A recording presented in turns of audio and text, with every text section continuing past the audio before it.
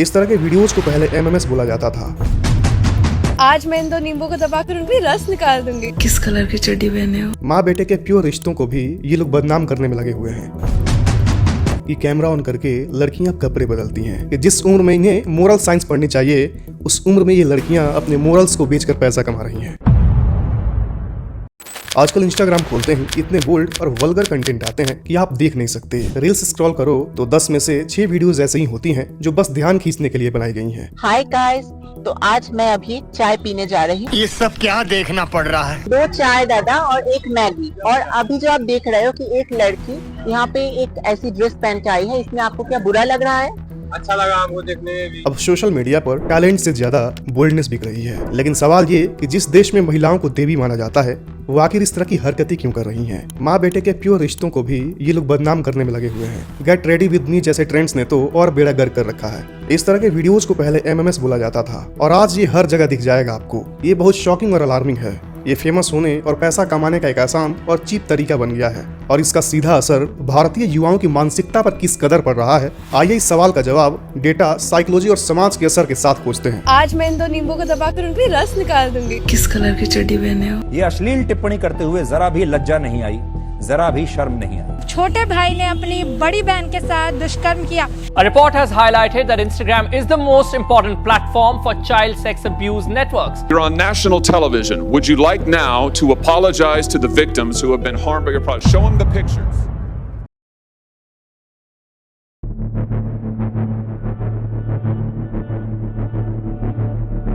देखिए, इंस्टाग्राम पहले अच्छे कंटेंट शेयरिंग और एंटरटेनमेंट के लिए होता था, लेकिन फिर साल 2020 में कोविड के दौरान टिकटॉक बैन होने के बाद इंस्टाग्राम रील्स आई, जिसमें पहले पोएट्री, कॉमेडी जैसे अच्छे कंटेंट बनाए जाते थे, लेकिन ये ज्यादा दिन तक चला नहीं। इस पर अब डांस वायरल होने लगा और धीरे धीरे वो डांस वल्गर होता चला गया। फिर आया get ready with me trend. शुरू में ये एक ऐसा ट्रेंड था जिसमें लड़कियां मेकअप ट्यूटोरियल देती थी, लेकिन अब स्थिति ऐसी हो चुकी है कि कैमरा ऑन करके लड़कियां कपड़े बदलती हैं। ये ट्रेंड इतना बुरा रूप ले चुका है कि धीरे धीरे हमारे यूथ को खोखला बनाते जा रहा है। अब इंस्टाग्राम पर टैलेंट और इंटेलिजेंस बहुत कम और बोल्डनेस और विवाद ज्यादा वायरल हो रहे हैं। लेकिन इस तरह के कंटेंट वायरल क्यों हो रहे हैं, आइए पहले ये समझते हैं। दरअसल आजकल रील्स और शॉर्ट वीडियो को प्रमोट करने के लिए एल्गोरिदम ऐसे काम कर रहा है कि बोल्ड कंटेंट ज्यादा तेजी से वायरल होता है।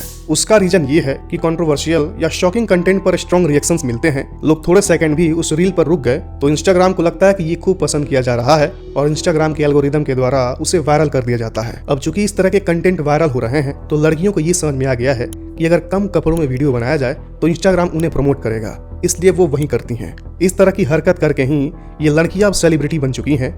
बड़े बड़े शोज में इन्हें बुलाया जाता है। अब इनके वजह से और भी बहुत कम उम्र की लड़कियां इस धंधे में आ चुकी हैं। जब कैमरा के सामने थोड़ा सा स्किन दिखाने पर कोई करोड़पति बन सकता है तो फिर आज के यूथ क्यों पढ़ना चाहेंगे? देख के हैरानी होती है कि जिस उम्र में इन्हें मोरल साइंस पढ़नी चाहिए उस उम्र में ये लड़कियां अपने मोरल्स को बेचकर पैसा कमा रही हैं। और भाई क्या सीन है आज का? तू बता कहाँ चल रहा है, चल देंगे।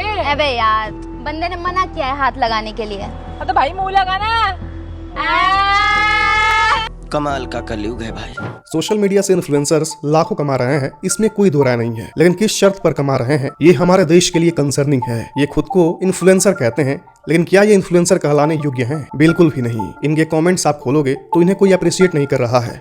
मोस्टली लोग चीप कमेंट्स करते हैं और कुछ लोग गाली भी देते हैं, लेकिन फिर भी ये लोग कंटेंट बनाना बंद नहीं करती हैं, क्योंकि वो आपके कमेंट के लिए वहाँ है ही नहीं। वो हैं सिर्फ रीच के लिए, जो आपकी कमेंट्स और लाइक्स उन्हें देंगी, चाहे कमेंट्स निगेटिव हो या पॉजिटिव हो। इनका बिजनेस सिंपल है, जितना कमेंट्स उतना रीच। मतलब साफ है, ये अब सिर्फ कंटेंट नहीं बल्कि सेक्स अपील और बोल्डनेस सोशल मीडिया की करेंसी बन चुकी है। अब सवाल ये उठता है कि हमारे देश के यंग जनरेशन पर इसका क्या असर हो रहा है।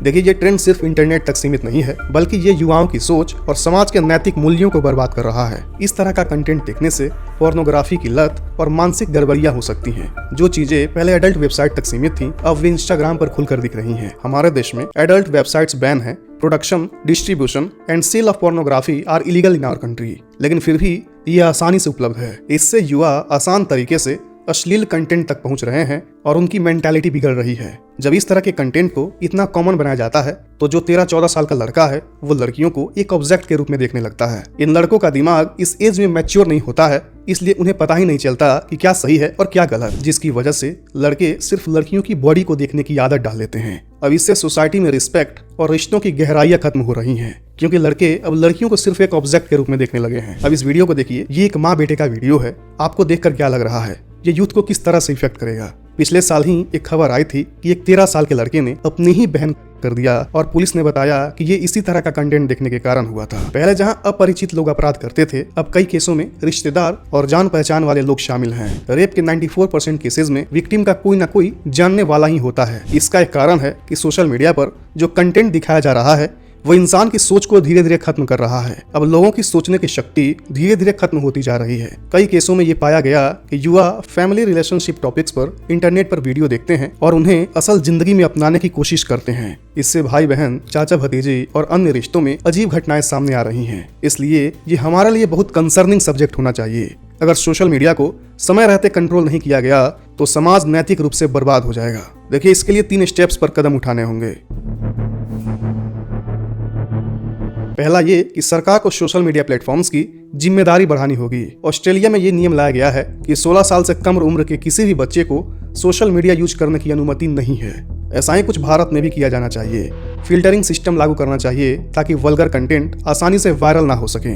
ऐसे कंटेंट पर रोक लगाने के लिए स्ट्रॉन्ग AI मॉडरेशन सिस्टम तैयार करना होगा। साथ ही सख्त कानून बनाना होगा और साइबर पुलिस को भी मजबूत करना होगा। चीन ने टिकटॉक का चीनी वर्जन डाइन पर स्ट्रिक्ट AI मॉडरेशन लागू किया है, जिससे वहां बोल्ड और गलत कंटेंट नहीं दिखाया जाता। डाइन ने तो ज्यादा प्रॉपर्टी दिखाने को भी बैन कर दिया है। मतलब जैसे हमारे यहाँ आप इस तरह के वीडियोस बना के अपने रिचनेस को एक्सपोज कर सकते हैं, वहाँ नहीं कर सकते। दूसरा सॉल्यूशन ये कि परिवार और समाज को जागरूक होना पड़ेगा। माता पिता को बच्चों के सोशल मीडिया पर ध्यान देना होगा। बहुत तरह के पेरेंटल कंट्रोल्स आते हैं जिसको आप आसानी से यूज कर सकते हैं। लड़कियों को सिखाना होगा कि असली सफलता उनके टैलेंट से मिलेगी, ना कि एक्सपोजर से। और इस तरह के अकाउंट को परमानेंटली सस्पेंड करने की जरूरत है। 10-12 फेमस अकाउंट सस्पेंड होगा तो अपने आप ये लोग ट्रैक पर आ जाएंगे। साथ ही हमें युवाओं को मेंटल हेल्थ और मोरालिटी पर एजुकेशन देनी होगी। यूरोप में बच्चों के लिए डिजिटल डिटॉक्स और मोरल एजुकेशन स्कूल्स में सिखाई जाती हैं ताकि वे सही गलत में फर्क समझ सकें। अब मोरल साइंस का लेक्चर तो हमारे यहाँ भी होता है, लेकिन उसका कोई मतलब नहीं है। इसलिए हमें भी अपने मेथड्स पर विचार करने की जरूरत है। तीसरा सॉल्यूशन ये हो सकता है कि उन यूथ को खुद ही अपनी सोच बदलनी होगी जिनमें थोड़ी सी अकल है। इंटरनेट पर क्या देखना चाहिए और क्या नहीं, उन्हें खुद तय करना होगा। गार्डियन आपको हर वक्त गार्ड भी नहीं कर सकते, तो आपको खुद ही समझना होगा कि किस उम्र में क्या देखना है और ये कितना गलत है और कितना सही। एज अ यूथ हमें ये ध्यान देना होगा कि कोई भी शॉर्टकट हमारे लिए बहुत लॉन्ग हो सकता है। इसलिए इस तरह के शॉर्टकट्स लेने से आप भी बचिए। अगर गलत कंटेंट देखोगे तो तुम्हारा दिमाग भी खोखला होता चला जाएगा। दिमाग एक ऐसी चीज है जिसको आप जैसे ट्रेंड करोगे वो वैसे ही ट्रेंड होगा।